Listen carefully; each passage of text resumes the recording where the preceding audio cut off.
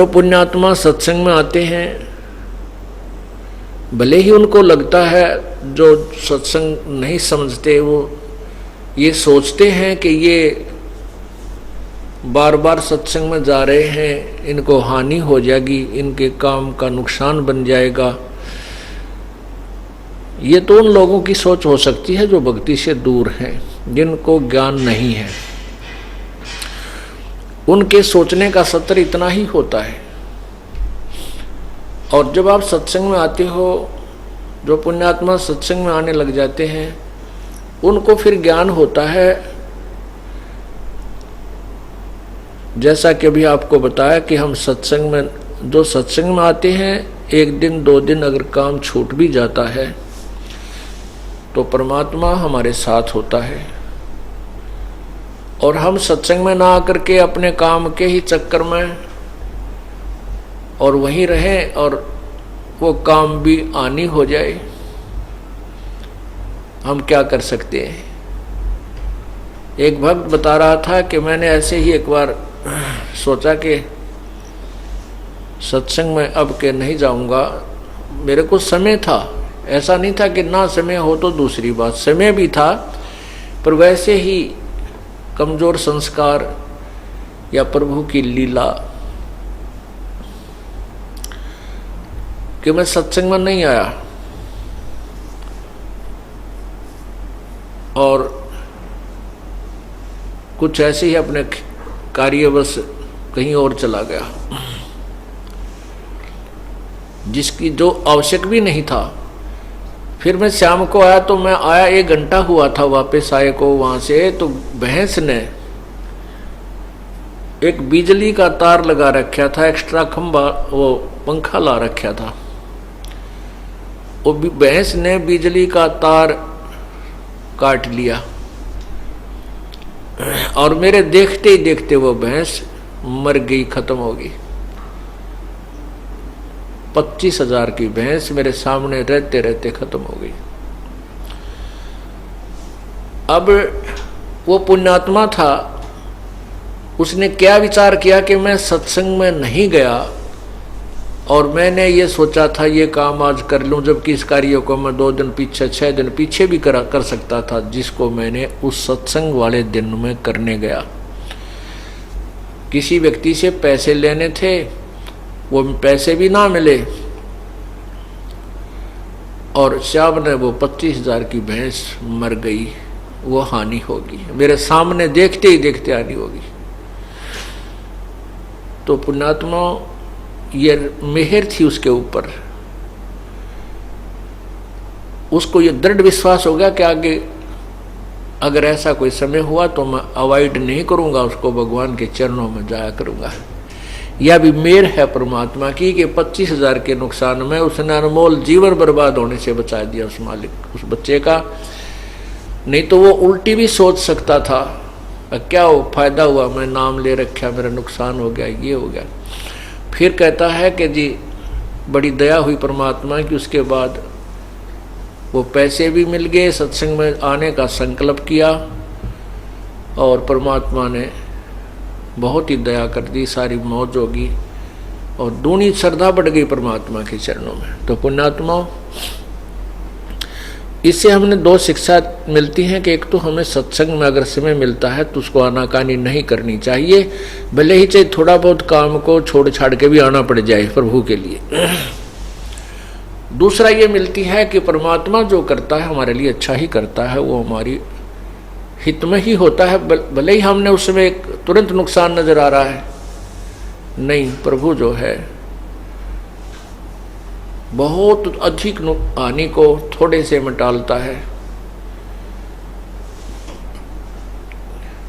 इसलिए सत्संग में आने से आपको बहुत पुण्य होता है। या परमात्मा की अमर कथा कहीं भी सुनने को नहीं मिल सकती, जो केवल सत्संग में सुनने को मिलती है। आप किसी रिश्तेदार के पास जाते हो, अपनी प्रणाम दुआ करके उसके बाद क्या बातें करते हैं, केवल सांसारिक बातों का ही वहाँ पर दौर शुरू हो जाता है। परमात्मा की चर्चा नहीं चल सकती, नहीं चल पाती। तो इस प्रकार सत्संग में आते हैं तो परमात्मा की महिमा हमें सुनने को मिलती है। एक दूसरे भक्तों को हुए सुखों को हम देखते हैं, उनके ऊपर आई आपत्ति को टला देखते हैं, तो हमारा दृढ़ विश्वास बनता है। जिस प्रकार बच्चा स्कूल जाता है, विद्यालय में जाता है, तो बहुत से शिष्टाचार को वो एक दूसरे बच्चों को देखकर ही सीखता है। ठीक इसी प्रकार आप सत्संग में आते हो, पुराने भक्तों को देख करके आप उन जैसा ही अपना व्यवहार करते हो, उन्हीं की तरह बैठना, उठना, आहार व्यवहार करना, तो ये सब आप यहाँ सत्संग से सीखते हो। इसलिए सत्संग में आना बहुत आवश्यक है, अति आवश्यक है। कबीर साहब तो कहते हैं, राम बुलावा भेजिया दिया कबीरा रो, जो सुख है संत के संग में वो बैकुंठ में ना हो। परमात्मा कहते हैं कि जो जिनको भगवान की महिमा का और संत की महिमा का ज्ञान हो गया, तो वो इस प्रकार का उनका भाव बन जाता है, जैसे किसी को यहाँ का भगवान कहे कि चलो तुम्हें स्वर्ग में स्थान देता हूँ, तो उस भक्त के मन में नहीं आती कि मैं स्वर्ग चलूं, क्योंकि उसको ज्ञान होता है कि स्वर्ग क्या चीज है। स्वर्ग के विषय में वो तत्व ज्ञान युक्त भक्त परिचित होता है कि स्वर्ग तो सबसे गलत स्थान है। जैसे स्वर्ग में जाने वाला व्यक्ति अपने पुण्यों का धनी होता है, साहूकार होता है, सेठ होता है, उसके पास पुण्य नाम की कमाई बहुत होती है और उसको स्वर्ग में रखा जाता है। स्वर्ग में हर सुविधा है, वहाँ काम कोई नहीं है, एक कॉमन स्वर्ग में। तो वहाँ हर सुविधा है। जैसे होटल में चले जाते हैं, रेस्टोरेंट के अंदर कोई साहूकार सेठ व्यक्ति चला जाता है, तो वहाँ पर वो रुकता है रात्रि में या 1-2 दिन रुकता है, तो वो जो चाहे, जो इच्छा करता है वहाँ खाने पीने को मिलता है, हर सुविधा होती है। और जितना बड़ा सेठ होता है वो अच्छे बड़े रेस्टोरेंट में पहुँच जाता है कि उसके पास घना धन है। तो वहाँ क्या होता है कि पैसा उस धनी की जेब से खर्च होता है। वो कुछ भी खाओ पियो, वहाँ काम के हाथ भी ना लगाओ, बैल बजाते ही वहाँ के नौकर सर्वेंट आ जाते हैं, जो इच्छा होती है उनको कह दीजिए आपके पास, वो ला कर रख देते हैं। लेकिन वो पैसा आपका ही, आपकी गांठ से खर्च हो रहा है और वो पूंजी आपकी समाप्त हो रही है। स्वर्ग इतना ही है, जैसे साहूकार लोग गर्मियों के दिनों में शिमला वगैरह चले जाते हैं, कुल्लू मनाली को पहुंच जाते हैं, वहाँ 20 दिन महीना रुकने के व्यवस्था कर ले जाते हैं, 20-30 हज़ार 40 हज़ार रुपये ले जाते हैं और वहाँ महीना भर वो रहते हैं, तो 40-50 हज़ार रुपये बर्बाद करते हैं, उनकी जेब से खर्च होता है। हाँ, वहाँ अपना मौज खूब है, उनको बढ़िया वातावरण होता है, बाहर घूमने की हिली स्टेशन होते हैं और होटल के अंदर जो मांगते हुए खाने को उनको उपलब्ध हो जाता है। लेकिन पैसे उसी के खर्च हो रहे हैं, वह गांठ खाली हो जाती है, जेब खाली हो जाती है उसकी।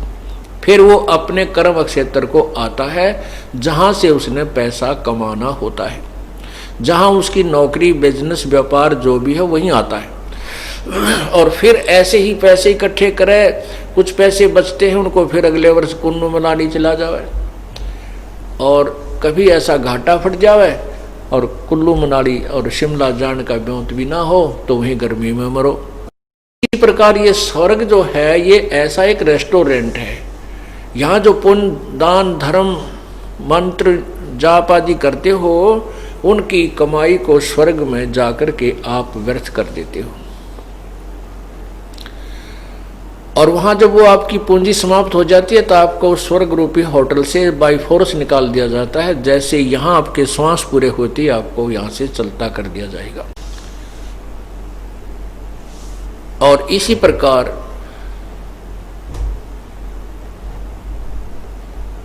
जब उस व्यक्ति को सत्संग में आने वाले पुण्य आत्मा को यह ज्ञान हो जाता है कि स्वर्ग तो भाई कुछ नहीं सौदा है, तो ये तो धोखा हमारे साथ, फिर वो स्वर्ग जाने से इनकार कर देता है। कहते हैं राम बुलावा भेजिया और दिया कबीरा रो, जो सुख है यहाँ संत के संग में, अर्थात सत्संग में, वो बैकुंठ में ना हो, स्वर्ग में भी नहीं हो सकता। इसलिए जो पुण्यात्मा सत्संग में आते हैं वो बहुत ही पुण्यों के धनी हैं